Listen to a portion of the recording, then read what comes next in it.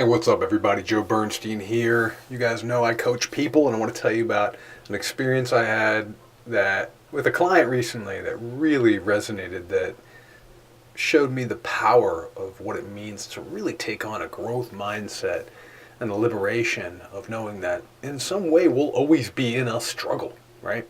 Now, it doesn't need to be a suffering, but we'll be in some version of struggle. So here's the way it's working for this guy, right?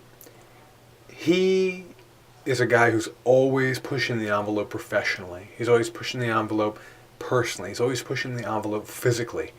He has, at a very young age, his like late 20s, he's ascended to a very high level in tech startup, making great money. He was just in Greece and ran a marathon.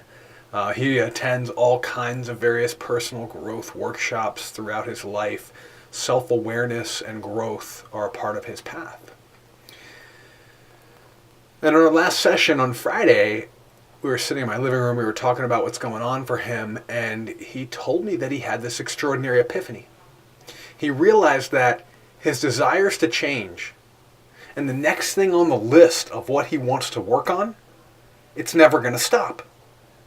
Now, up until this point, he was looking at this list of all these things that he wants to grow and develop into and focus on in his life, in his career, in his future business that we're helping him get set up for, in his relationship, which is about 6 months in, going really well.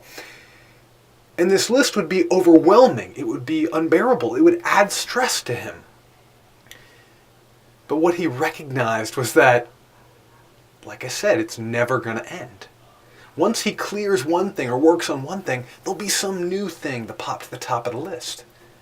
Once he'd knocked out everything that he thought he needed to work on for his development, there's going to be some new awareness that he grows into from that new place of consciousness.